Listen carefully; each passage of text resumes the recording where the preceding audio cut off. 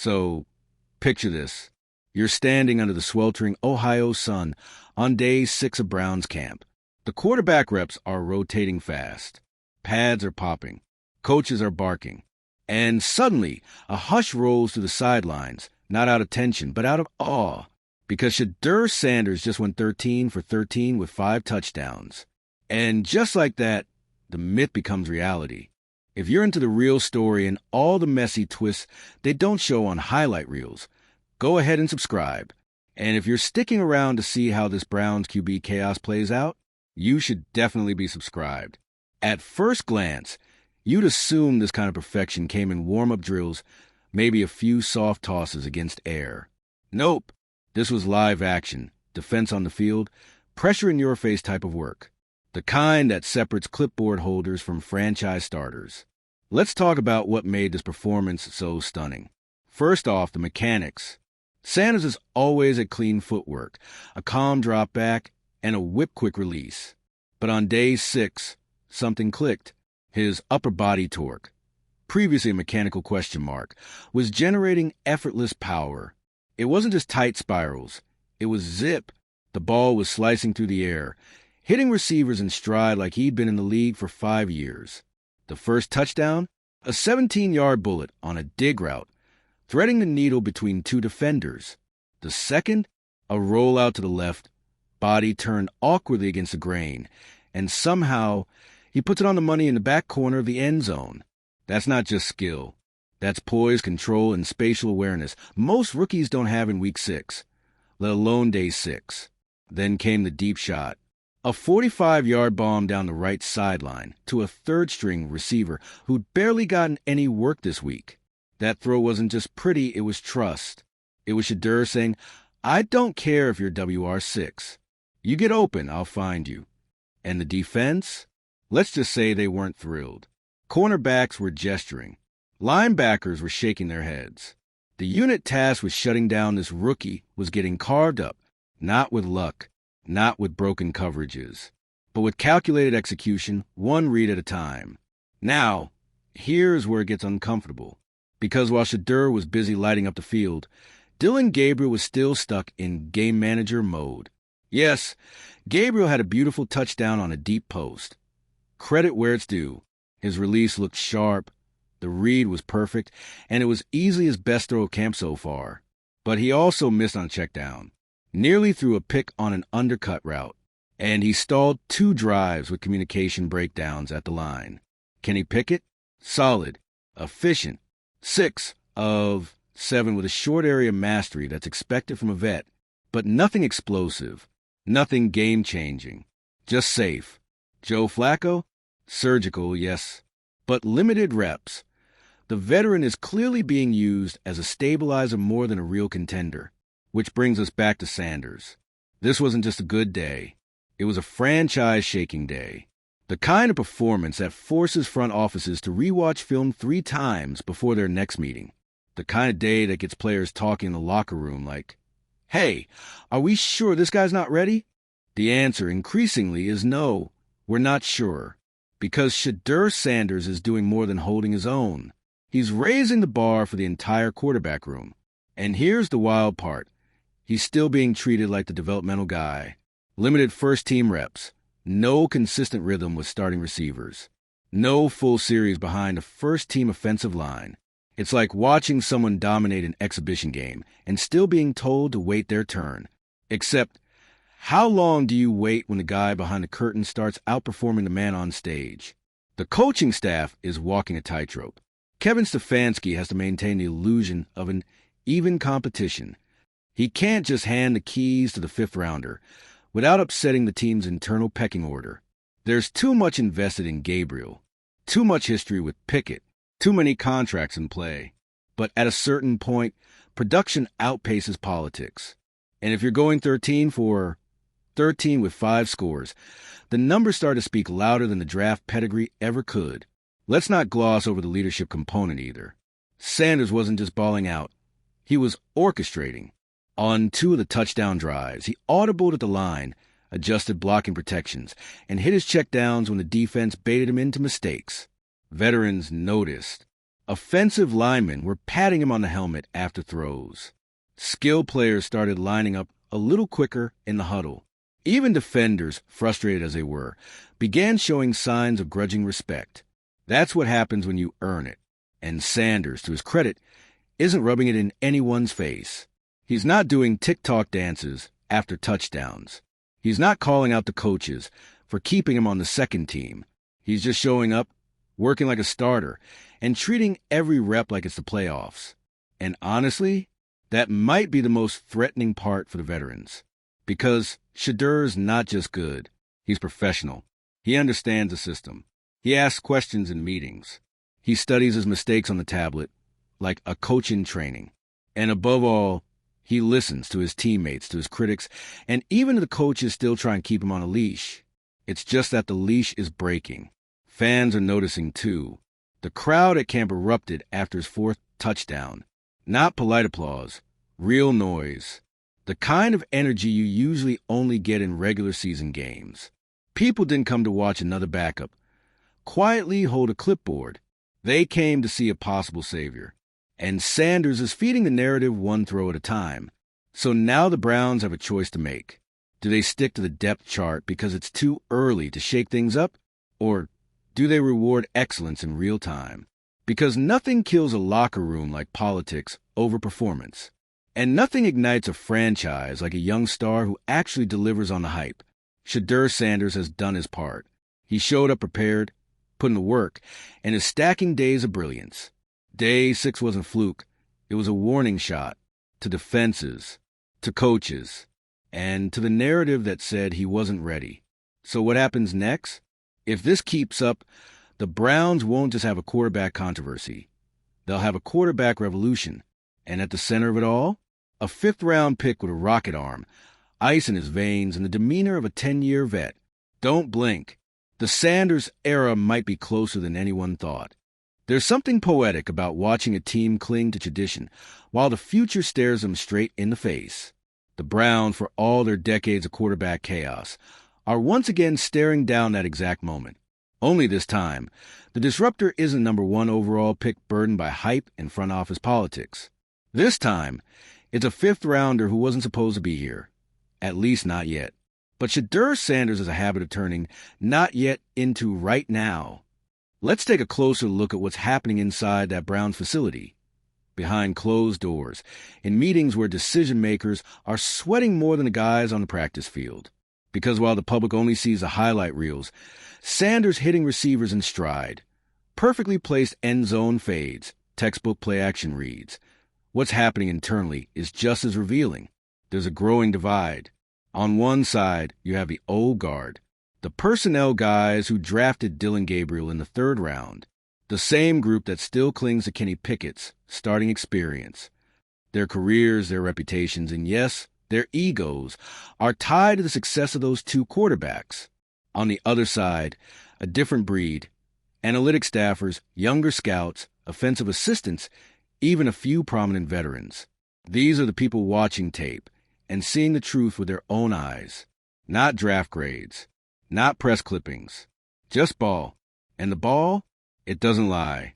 Sanders is outperforming them, statistically, situationally, and maybe most importantly, psychologically. He doesn't just throw a prettier spiral. He walks into the huddle with presence. He scans the defense like he's reading a children's book. He makes corrections at the line like a 10-year vet. The kid is different. And that difference is starting to seep into everything. Team drills are a little sharper when Sanders is under center. Receivers run harder, hoping to be part of the next highlight clip. Coaches find themselves giving him just one more rep at the end of sessions. Even defensive backs talk about how much tougher their jobs are when Shedeur's the one letting it fly. Meanwhile, the veterans feel it. You can sense the shift in their body language. The ones who once felt secure in their status are now sneaking glances during film study. Kenny Pickett's camp has gone from, "I've been here before," to, "I need to protect my job." Dillon Gabriel, for all his arm strength, has been pressing, forcing throws. Missing reads he nailed in OTAs. Why? Because Shedeur is rising. And when one guy rises, it puts gravity on everyone else. Even the front office has started hedging its bets. The original plan, slow development, third-string grooming, clipboard duties, has already cracked. The reps are shifting. Quietly, subtly, but undeniably. Shedeur is taking more first-team snaps, not just in warm-ups, not just in red zone skeleton drills, but in real, high-speed 11-on 11s. He's executing scripted plays with the starters. He's running no-huddle packages with the first-team O-line. He's the one finishing 2-minute drills. And the results? Still flawless. On day 7, he engineered a 65-yard touchdown drive in less than 90 seconds, including a check down under pressure, a sideline toe tap completion, and a dart over the middle that split 2 safeties like a laser beam. It was efficient. It was poised. And it was everything you want in a modern quarterback. Yet despite all this, the coaching staff still won't name a frontrunner. The line remains. It's an open competition. But even that's starting to feel dishonest. Because at this point, the only thing keeping Shedeur from the top of the depth chart is politics. And politics are loud right now. You've got agents calling in favors. You've got media people subtly defending Gabriel because of access relationships. You got draft guys leaking stories about Shedeur's inexperience or celebrity baggage. All of it is noise. What's not noise? The film. And what's on that film is a quarterback who sees the field better than most rookies, who doesn't make the same mistake twice, and who leads with conviction. There's also something deeper brewing in Cleveland. Something cultural. Shedeur isn't just a quarterback. He's a movement. Young fans, especially those who followed his journey through college and social media, see themselves in him. He's cool, but not arrogant. Focused, but not robotic. Confident, but self-aware. And the locker room? It's starting to rally. Veterans like Myles Garrett have gone out of their way to praise his poise. Receivers have started working extra with him after practice. Even the offensive line, notoriously protective of their guy, has begun treating Sanders like their guy. But here's the dilemma. If the Browns promote him too quickly, they risk backlash from the players already ahead of him. If they wait too long, they risk losing momentum, chemistry, and maybe even the locker room. The fans, meanwhile, are growing restless. They've seen the same old song before. Hyped veteran underperforms. Rookie flashes brilliance. Staff hesitates. Team spirals. Not this time. They're saying, not again. Cleveland has waited decades for a quarterback who could be the face of the franchise, and now that one has walked through the door, they're begging the staff not to let bureaucracy get in the way. The preseason opener is approaching fast, and while the coaches are still keeping their cards close to the chest, every insider knows what that game really is: a litmus test, a live-fire simulation, a chance for Sanders to prove on an NFL field that everything we've seen in practice isn't just hype, it's real. And if he lights it up, good luck keeping him off the field in week 1. Because what Shedeur has done isn't just make it a competition. He's changed the energy around the team. He's made people believe again. He's created urgency in a place that's long been content with mediocrity at the most important position. More than anything, though, he's reminded the Browns of what a franchise quarterback feels like. It's not just about stats or highlights. It's about presence, swagger, confidence under pressure, the ability to walk into a huddle of grown men and command their respect with nothing but your eyes and your voice. That's what Shedeur Sanders brings. And if the Browns are smart, they'll stop resisting it. Because the NFL doesn't wait. The league chews up rookies. It humbles veterans. It exposes frauds and amplifies greatness. And when a player starts showing greatness, especially a quarterback, you don't sit on it. You let it cook. And right now, Shedeur Sanders isn't just cooking. He's about to rewrite the menu. By the time day 8 of Browns camp rolls around, the tone is different. Not just in the media coverage or the whispers in the front office, but in how the team itself carries the weight of what's happening. You can see it on the field. The pace has picked up. The tempo drills are tighter. Players are moving with urgency, as if they all sense that something's changing, as if they know the future is happening now, and no one wants to be left behind. Shedeur Sanders isn't just in the mix anymore. He is the mix. The coaching staff, once stubborn about keeping things equal, has finally caved, At least a little. Sanders now opens team periods with the starters. Gabriel gets second team work. Pickett is falling behind. And Joe Flacco? He's no longer even dressing for full team days. Whether the staff will say it publicly or not, the internal pecking order is shifting rapidly. Sanders doesn't celebrate, doesn't gloat. He takes the reps, gets the play call, and does what he always does, delivers the ball on time, in rhythm and with command. His throws aren't just accurate, they're purposeful. He doesn't check it down to avoid mistakes. He wins the rep. One red zone series on day 8 becomes the stuff of legend in the facility. First down, play action rollout left, hits the tight end dragging across the back of the end zone, right between two defenders. Touchdown. Second down. Next series pocket collapses. He sidesteps pressure and rifles a back shoulder fade to the sideline. Touchdown. Third rep. 0 blitz. Defense brings 7. Sanders doesn't flinch. Drops it over the top to a slot receiver who barely has half a step on his man. Touchdown. That's 3 for 3. All under different pressures. That's not rookie stuff. That's high-level command of the offense. After practice, the tone in the locker room shifts again. Players are no longer whispering about if Shedeur gets the job. They're talking about when the younger guys, rookies, second-year players, fringe roster guys, they've already hitched their wagons. To them, Sanders is not just a quarterback. He's the hope. And make no mistake, hope is currency in a building like Cleveland's. This is a team that's been burned. Burned by first-rounders. Burned by retreads. Burned by bad timing, worse coaching, and quarterbacks who never became what they were supposed to be. That baggage has lingered. Until now, Sanders is different because he isn't trying to be the next anything.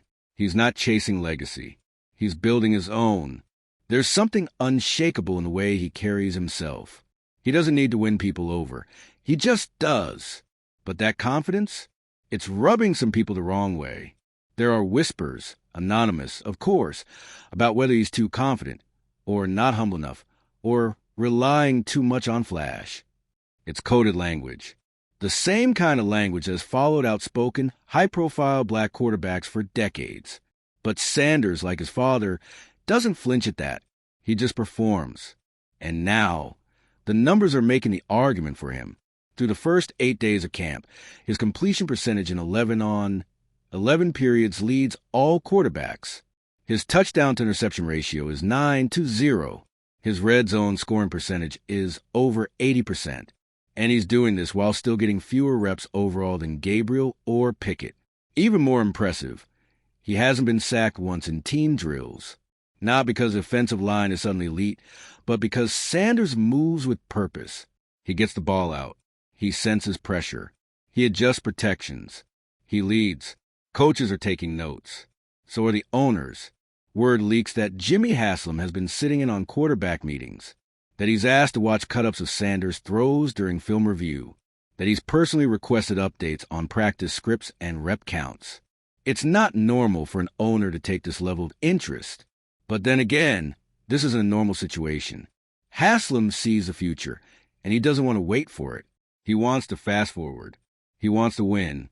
And more than anything, he wants a star. Shedeur Sanders isn't just playing like a starter. He's acting like a franchise face. Off the field, he's becoming a lightning rod. Jersey sales are spiking. Training camp attendance is up 40% over the previous year. Local reporters are covering every throw like it's a playoff game. National media outlets are circling. Some of that is spectacle, but a lot of it is substance. Sanders is not just a good player. He's good for business. And the Browns, long seen as one of the NFL's most troubled franchises, are suddenly in headlines for all the right reasons. For once, Cleveland feels relevant. But inside the building, pressure is mounting. If the staff doesn't start Sanders after all this, they risk a backlash, not just from fans, but from players who now believe in him, from executives who see the opportunity, from owners who are already picturing him on billboards and primetime schedules. The balancing act is delicate. Go with the rookie, and you risk early season growing pains. Stick with the vets, and you risk stagnation. And worse, mutiny. There's no safe option. Only bold ones.